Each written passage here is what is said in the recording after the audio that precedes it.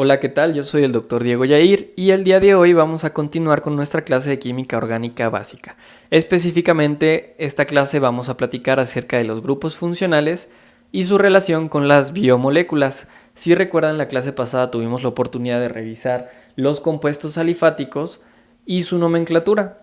Cuando nosotros terminamos de ver nuestra nomenclatura, yo les comentaba que si a esos compuestos alifáticos nosotros les agregábamos determinados grupos funcionales, era la forma en la que nosotros le íbamos a dar las características suficientes para crear determinadas biomoléculas, ¿sale? Entonces, el día de hoy vamos a revisar esos grupos funcionales y vamos a sentar un poco las bases o una introducción hacia la bioquímica, hablando específicamente de esas biomoléculas, ¿sale? Pero vamos a darle un enfoque particular a los compuestos que vamos a ver el día de hoy, ¿sale? O a los grupos funcionales que le vamos a agregar nosotros a los compuestos alifáticos, ¿sale? Entonces vamos a empezar con la clase.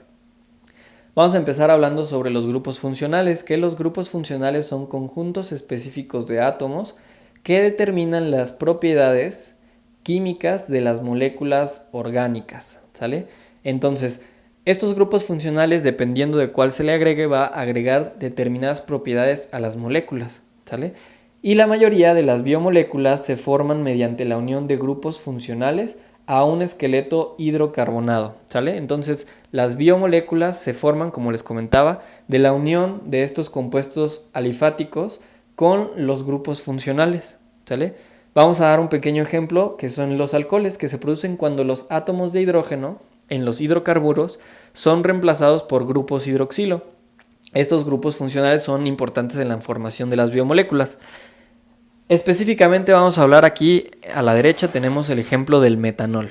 El metanol es una única molécula o un único átomo de carbono al que se le agrega el grupo funcional hidroxilo para formar el metanol. Que el metanol pues es un líquido tóxico que se utiliza como disolvente en muchos procesos industriales. Sin embargo, específicamente en relación con la carrera de medicina, cuando nosotros escuchamos que el alcohol fue adulterado es porque se le agregó este tipo de elemento. Verán, el compuesto que forma el alcohol que nosotros podemos encontrar en las bebidas alcohólicas es el etanol, o sea, dos moléculas de carbono a la que se le agregó un grupo hidroxilo. Pero cuando una bebida se adultera se le agrega este compuesto que es el metanol, que es muy tóxico para el ser humano, ¿sale? Y como dato cultural o dato curioso, cuando ustedes ingresen en la carrera de medicina, les pueden llegar a preguntar que cuál es el antídoto del metanol. Pues el antídoto del metanol es el mismo etanol, o sea, en vez de darle este alcohol, se le da el otro alcohol para que se desplace la molécula de metanol de las células y así posteriormente sea mucho más fácil disminuir la cantidad de etanol, ya que el etanol sí puede ser desplazado con pura hidratación, ¿sale? Entonces, este es un dato cultural que más adelante se los pueden llegar a preguntar, ¿va? Entonces vamos a continuar. Esta es una tablita que les dejo sobre los grupos funcionales. Ahorita vamos a regresar a ella, pero si quieren, desde ahorita le pueden ir tomando screenshot para que la tengan ahí presente, ¿sale? Ahorita regresamos a ella, pero vamos a hablar ahora sí de los grupos funcionales. Como les comentaba, los grupos funcionales, el grupo hidroxilo, está compuesto por un átomo de oxígeno unido covalentemente a un átomo de hidrógeno. Es característico de los alcoholes y puede estar presente en otros compuestos como los azúcares. Este grupo funcional confiere propiedades de solubilidad en agua y participa en reacciones de condensación y enlaces glucosídicos. Más adelante vamos a regresar a estos enlaces glucosídicos, ¿sale? Continuando con el grupo carbonilo, consiste de un átomo de carbono unido a un átomo de oxígeno mediante un enlace doble, ¿sale? Este se encuentra en los aldehídos y las cetonas y depende de cómo lo vamos a llamar, si aldehído o cetona, de su posición dentro de la cadena principal. Vamos a regresar ahora sí a esta tabla y si se fijan vamos a ver que en los aldehídos el grupo carbonilo se encuentra, este es el grupo carbonilo, se encuentra unido a una R. Esa R puede ser cualquier cadena que nosotros nos imaginemos. Por ejemplo, aquí puede haber un metano, un etano, etcétera, ¿sale? Y en las cetonas se encuentra en medio, ¿sale? O sea, la forma en la que nosotros lo vamos a identificar como un aldehído o una cetona es dependiendo de su posición, ¿sale? Si se encuentra en medio de la cadena o dentro de la cadena, pues lo vamos a llamar cetona. Si lo encontramos al final de la cadena, lo vamos a llamar un aldehído, ¿sale? Ahora, los aldehídos tienen un grupo carbonilo en un extremo de la cadena carbonada, mientras que las cetonas tienen un grupo en el interior de la cadena, que es lo que comentábamos anteriormente. Estos grupos funcionales son importantes en las reacciones de oxidación y reducción. Ahora, los grupos carboxilo están compuestos por un grupo carbonilo y un grupo hidroxilo. Se encuentran en los ácidos carboxílicos como el ácido acético, y los ácidos carboxílicos son ácidos débiles y pueden liberar protones, que son protones se refiere a hidrógenos, en una solución acuosa. Además son componentes esenciales de los lípidos y los aminoácidos. Ahora, el grupo amino es un grupo que está formado por un átomo de nitrógeno unidos a dos átomos de hidrógeno, ¿sale? Se encuentra en los aminoácidos, que son los bloques de construcción de las proteínas. Los grupos aminos son básicos y pueden aceptar protones o hidrogeniones en soluciones acuosas. Ahora, los grupos fosfato, que si se fijan en esta parte no lo tenemos, pero es importante también que lo conozcan, están compuestos por un átomo de fósforo y 4 átomos de oxígeno. Se encuentran en los nucleótidos, que son los componentes de los ácidos nucleicos del ADN y el ARN. El grupo fosfato es importante en la transferencia de energía celular, también en el ATP, que más adelante lo vamos a platicar, y la estructura del ADN. El ATP, rápidamente para que no se me confundan, el ATP prácticamente es la molécula que le da energía a las células, ¿sale? Ahorita más adelante vamos a hablar sobre ella. Vamos a hablar ahora de las biomoléculas. Las biomoléculas son las moléculas que se encuentran en los seres vivos y desempeñan un papel fundamental en los procesos biológicos.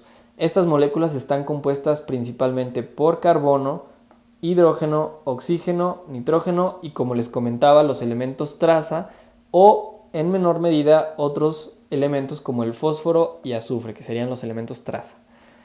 Las biomoléculas están involucradas en diversas funciones vitales como el almacenamiento y la transferencia de energía, la estructura celular, la comunicación celular y la información genética, ¿sale? Vamos a subrayar esto, que esto es una parte importante que me gustaría que destaquen y que se aprendan, ¿sale? Para fines de examen. Muy bien, vamos a continuar. Ahora, continuando con los grupos funcionales, la mayoría de las biomoléculas, incluyendo los lípidos, los ácidos nucleicos, las proteínas y los carbohidratos, contienen más de un grupo funcional, ¿sale? Por ejemplo, vamos a hablar que los azúcares o carbohidratos tienen numerosos grupos hidroxilo y grupos aldehído y grupo aldehído, ¿sale? Los lípidos, por su parte, pueden contener grupos éster y carboxilo y, en menor medida, grupos hidroxilo, ¿sale? En cuanto a los ácidos nucleicos como el ADN y el ARN, poseen grupos fosfato, que era lo que platicábamos antes, grupos hidroxilo y grupos amino, ¿sale? Y los aminoácidos, que son elementos fundamentales de las proteínas, contienen un grupo amino y un grupo carboxilo siempre, ¿sale? Pero también pueden tener otros grupos funcionales como el grupo sulfidrilo, ¿sale?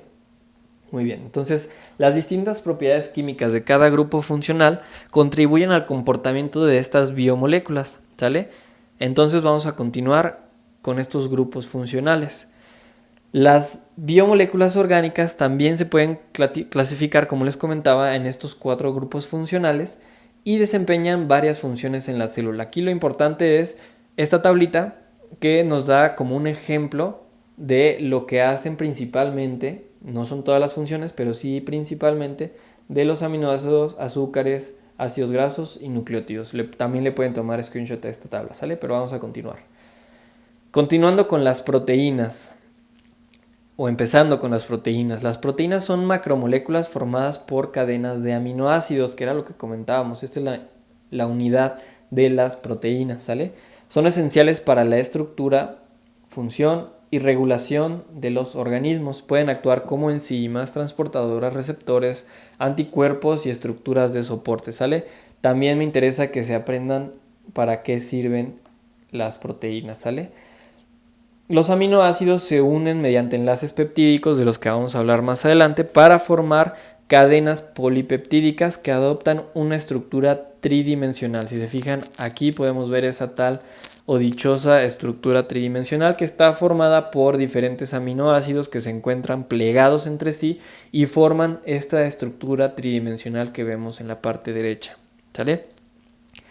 Las proteínas desempeñan diversas funciones en los seres vivos como transporte, estructura y catálisis de reacciones químicas. Los aminoácidos son componentes fundamentales de las proteínas y cada aminoácido contiene un grupo amino, que es lo que comentábamos, y un grupo carboxilo. También es importante que conozcan su clasificación y se clasifican ya sea en alfa, beta o gamma según la posición del grupo amino en relación con el grupo carboxilo, ¿sale? Entonces, vámonos tantito antes, aquí vamos a hacer una pequeña pausa y vamos a ver esta estructura de aquí, ¿sale? Esto sería una proteína, ¿sale? Si se acuerdan, la R comentábamos que es una cadena que se va hacia abajo, una cadena carbonatada, ¿sale? Pero esta sería la estructura. Aquí tenemos el carboxilo y aquí el amino, ¿sale? Entonces, nosotros vamos a llamar esta clasificación alfa, beta o gamma según la posición del grupo amino en relación con el grupo carboxilo. Si nosotros tenemos aquí el grupo carboxilo y contando, este sería como el carbono número 1, pero acá tenemos otra cadena, ¿no? Que sería carbono número 2, 3 o 4. Pero a esa cadena se encuentra el grupo amino. Al primer carbono se le va a clasificar a ese aminoácido como un aminoácido alfa. Al carbono número 2 sería beta o al 3 sería gamma, ¿sale? Ahora, lo que comentábamos aquí abajo, ¿sale? Otro grupo químico denominado cadena lateral o grupo R, que es el que vemos en esta parte, se une también al carbono alfa, ¿sale? Una vez incorporados en las proteínas, las propiedades químicas de cada aminoácido vienen determinadas en gran medida por las propiedades de su cadena lateral, o sea, esta, ¿sale?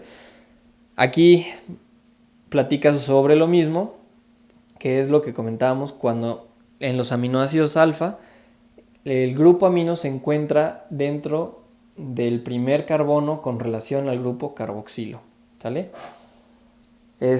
Por ejemplo, algunas cadenas laterales pueden llegar a ser hidrófobas, o sea, como esta podría ser una cadena hidrófoba, lo que le da una baja solubilidad en agua a la proteína, mientras que otras pueden ser hidrofílicas que le dan una alta solubilidad a la proteína en agua, ¿sale?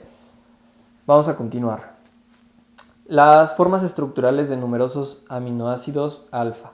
Ejemplos seleccionados de aminoácidos naturales que no son alfa aminoácidos, por ejemplo un beta-alanina o un gamma-aminobutírico. Vamos a hablar primero de la beta-alanina. Si se fijan, aquí tenemos el grupo carboxilo, carbono 1, carbono 2 y el grupo amino, ¿sale? Entonces esta sería la beta-alanina. Y el ácido gamma-aminobutírico, que se encuentra unido el grupo amino al carbono 1, 2 y 3, ¿sale? Por eso es gamma, ¿sale? Y este sería beta-alanina. Ahora, igual como dato cultural, la beta-alanina es un compuesto que se utiliza o que tenemos dentro de nuestro cuerpo como precursor de la carnosina. No necesito que se aprendan eso, pero sí me interesa que sepan que la beta-alanina para fines médicos también se utiliza como un suplemento para los deportistas, ya que la beta-alanina lo que hace es regular la cantidad de hidrogeniones en la sangre, que al regularlo permite que los atletas, cuando se suplementan con beta-alanina, puedan resistir mayores cargas de estrés durante el ejercicio, ¿sale? Y eso mejora en ligera medida el rendimiento del atleta, ¿sale? No les digo esto para que ustedes se suplementen con beta-alanina si hacen deporte, pero pues es importante que lo conozcan, ¿sale? Y el ácido gamma-aminobutírico es un neurotransmisor, ¿sale? Aquí tenemos nuestro receptor del GABA o del ácido gamma-aminobutírico, que prácticamente para lo que nos va a servir que nosotros conozcamos el día de hoy en medicina es que este es el lugar donde actúan algunos sedantes como los barbitúricos, las benzodiazepinas, pero también este receptor o este canal también se activa o se mantiene abierto o permeable cuando nosotros ingerimos alcohol, ¿sale? Entonces, más adelante lo van a ver, no, ahorita no me voy a poner a explicarles qué es el GABA, pero es importante que lo sepan que también, pues, este GABA lo vamos a encontrar en su receptor, lo vamos a encontrar en las benzodiazepinas, barbitúricos y alcohol, ¿sale? Entonces vamos a continuar.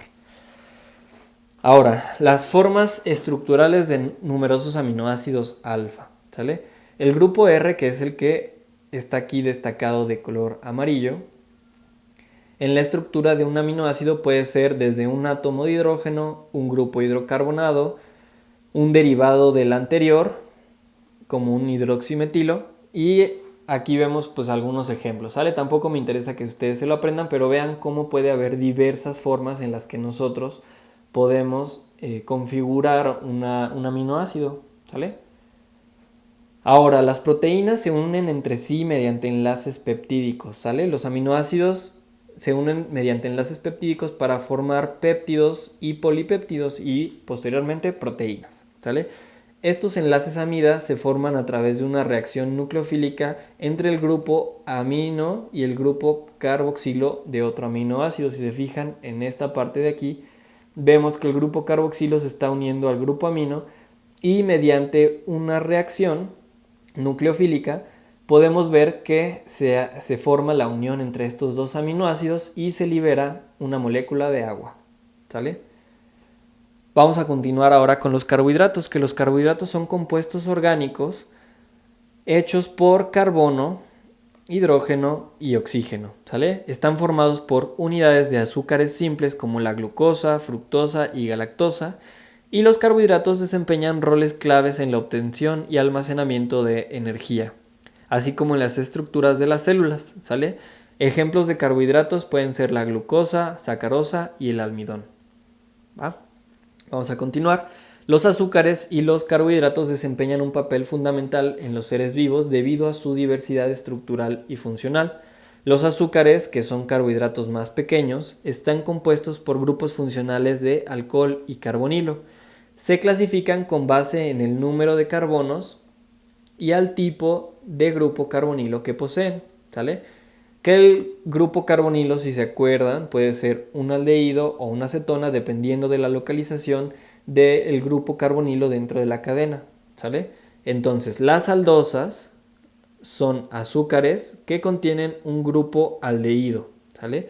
Mientras que las cetosas contienen un grupo cetona. Por ejemplo, la glucosa es un azúcar de 6 carbonos y una fuente de energía esencial para la mayoría de los seres vivos y es una aldohexosa. ¿Qué quiere decir eso? Que tiene un grupo aldehído, tiene 6 moléculas de carbono, aquí vemos 1, 2, 3, 4, 5 y 6. Y como les comentaba, pues el resto está con grupos alcohol, ¿sale? Que vemos aquí marcados en morado, ¿va? Mientras que la fructosa, que está presente en las frutas, es una cetohexosa. Entonces aquí igual vemos hexosa, que significa que tiene 6 carbonos, 1, 2, 3, 4, 5 y 6, pero en vez de tener el grupo aldehído tiene un grupo cetona, ¿sale? Vamos a continuar. La glucosa y la fructosa son fuentes importantes de energía en los animales y en las plantas, pero también un grupo o un ejemplo de un azúcar de este estilo son la ribosa y la desoxirribosa, que son componentes de los ácidos nucleicos, ribosa del ARN y desoxirribosa del ADN, ¿sale? Más adelante lo vamos a ver también en los ácidos nucleicos, pero vamos a ver que los ácidos nucleicos contienen azúcares también, ¿sale? O sea, contienen estas dos, ¿sale? Vamos a continuar con los lípidos, que los lípidos son biomoléculas orgánicas que incluyen grasas, aceites, fosfolípidos y esteroides. Son insolubles en agua, pero solubles en disolventes orgánicos, ¿sale? Como los alcoholes. Los lípidos cumplen funciones importantes como el almacenamiento de energía, el aislamiento térmico y la formación de membranas celulares. Los triglicéridos como el colesterol y fosfolípidos son también ejemplos de lípidos. En la parte de atrás podemos ver diacilglicerol, que está unido entre sí con otras moléculas de diacilglicerol y forman, esto es la membrana celular, ¿sale? Vamos a continuar. Los ácidos grasos son monocarboxílicos que contienen un número par de átomos de carbono. Están representados por la fórmula química R, que si se acuerdan, R es un grupo alquino. Bueno, aquí lo podemos, alquino. Y el grupo COOH, ¿sale? Se dividen en dos tipos, los ácidos grasos saturados, que no tienen enlaces de carbono, enlaces dobles, perdón, y los ácidos grasos insaturados que contienen uno o varios enlaces dobles. En condiciones fisiológicas, como les comentaba, sus cadenas hidrocarbonadas son apolares y la mayoría de los ácidos grasos son insolubles en agua. Aquí probablemente ya escucharon algo que conocen, que serían los ácidos grasos saturados o los que se conocen como las grasas malas, y los ácidos grasos insaturados, que son los que se conocen como las grasas buenas, por así decirlo. Ahora, si se acuerdan, como les comentaba, depende la saturación depende de la cantidad de enlaces dobles que tiene o más, ¿sale? Si, por ejemplo, en este ejemplo que es un ácido palmítico vemos que no tiene enlaces dobles, esto quiere decir que esta molécula es mucho más estable y le da la configuración de grasa saturada.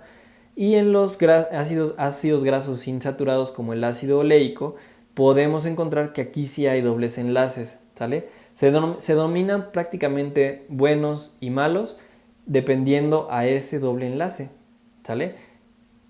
¿Por qué? Porque cuando nosotros tenemos esta cadena con puros enlaces simples, esto hace que el cuerpo disuelva, por así decirlo, esta cadena mucho más difícil que si tiene esta cadena con doble enlace, ¿sale? Por eso se le confiere el nombre de grasas buenas y grasas malas, ¿sale? Obviamente nosotros en medicina no las vamos a llamar grasas buenas y grasas malas, sino ácidos grasos saturados y ácidos grasos insaturados, ¿sale? Continuemos. En los seres vivos los ácidos grasos rara vez se encuentran como moléculas independientes, casi siempre están integrados en la estructura de varios tipos de lípidos, ¿sale? Los lípidos son sustancias miscibles o que se diluyen en disolventes orgánicos, pero casi siempre son insolubles en agua, ¿sale? Por ejemplo, los triglicéridos, grasas y aceites son ésteres compuestos por glicerol y 3 ácidos grasos, ¿sale? Los fosfoglicéridos, similares a los triglicéridos, contienen 2 ácidos grasos, que serían estas rayitas de aquí, y un grupo fosfato unido al tercer grupo hidroxilo del glicerol, que a su vez se une a compuestos polares como la colina. Eso no se lo necesitan aprender, pero lo que sí deben de saber es que estos compuestos forman parte de la membrana celular de las células, ¿sale? Continuamos con los ácidos nucleicos. Los ácidos nucleicos son biomoléculas que contienen información genética de los organismos. Hay 2 tipos principales, el ácido desoxirribonucleico, que sería el ADN, y el ácido ribonucleico, que sería el ARN. El ADN almacena información genética, mientras que el ARN participa en la síntesis de proteínas y otras funciones celulares que más adelante vamos a comentar. Y los ácidos nucleicos están compuestos por unidades llamadas nucleótidos, que constan de una base nitrogenada, un azúcar como hablábamos, y un grupo fosfato, ¿sale? Continuemos. Los nucleótidos son compuestos que constan de 3 componentes, un azúcar de 5 carbonos, como la ribosa o desoxirribosa que hablábamos previamente, una base nitrogenada y uno o varios grupos fosfato. Ahorita más adelante vamos a ver estos 3, el azúcar, la base nitrogenada y los grupos fosfato, ¿sale? Las bases de los nucleótidos son anillos aromáticos, si se fijan aquí, estos anillos, heterocíclicos con distintos sustituyentes. Hay dos tipos de bases, las purinas, que son bicíclicas, y las pirimidinas, que son monocíclicas. En la clase pasada veíamos más o menos una embarradita de estos tipos de compuestos, ¿sale? Continuemos, ahora sí, si se fijan, aquí tenemos el grupo fosfato, la base nitrogenada, que sería esta, y nuestra azúcar, ¿sale? Esta molécula que tenemos aquí sería un adenosin trifosfato. Si se fijan, es adenina, tenemos la base y el fosfato. Entonces, esta molécula se le conoce como ATP, ¿sale? El ATP es una fuente o es la principal fuente de energía en los seres vivos, ¿sale? Entonces, esto es una molécula muy importante que necesitamos y es sintetizada en las mitocondrias de las células, ¿sale? Esto lo van a ver más adelante, incluso lo vamos a ver a profundidad en la clase de bioquímica, pero por ahorita es importante que conozcan que además de las moléculas que encontramos en el ADN y el ARN, también otro de estos nucleótidos sería el ATP, ¿sale? Continuando, los nucleótidos también tienen una función crucial como subunidades estructurales de los ácidos nucleicos. Los ácidos nucleicos son moléculas formadas por la unión de muchos nucleótidos mediante enlaces fosfodiéster, lo que da lugar a cadenas largas de polinucleótidos más adelante. Ahorita lo vamos a ver en una estructura más completa, ¿sale? Hay dos tipos de ácidos nucleicos, que sería el ADN y el ARN, ¿sale? Entonces, este enlace fosfodiéster del que vamos a platicar ahorita sería este enlace que tenemos aquí, ¿sale? Que mediante una reacción de condensación libera una molécula de agua y nos da este enlace fosfodiéster entre estos ácidos nucleicos, ¿sale? Entre estos nucleótidos, perdón. Continuemos. El ADN está, digamos, formado por estos tipos de enlaces, que sería, aquí tenemos el enlace fosfodiéster, pero también tenemos este enlace que es de las bases nitrogenadas, ¿sale? Entonces, para formar la doble hélice del ADN necesitamos estos dos tipos de enlaces, ¿sale? El fosfodiéster, que sería entre digamos, una misma cadena, y entre una cadena y la otra sería este enlace de aquí, ¿sale? Entonces, además de la desoxirribosa y el fosfato, el ADN contiene 4 clases de bases nitrogenadas, que serían las purinas, adenina y guanina, y las pirimidinas, timina y citosina, ¿sale? La doble hélice se forma por la unión de dos bases complementarias mediante la formación de enlaces de hidrógeno, que serían estos de aquí, ¿sale? Entonces, si les preguntan en el examen cuáles son las clases de enlaces o los dos tipos de enlaces que tienen el ADN, sería los enlaces fosfodiéster y los enlaces hidrogenados, ¿sale? Continuemos de este lado. Y pues prácticamente con esto damos por terminado esta clase sobre la química orgánica básica. Aquí tenemos una foto de nuestra preciosa universidad.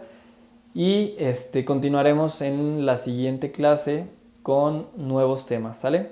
Entonces, con esto damos por terminado la clase. Espero que estén muy bien. Si tienen alguna duda, la vamos a resolver en nuestra primera clase presencial, ¿sale?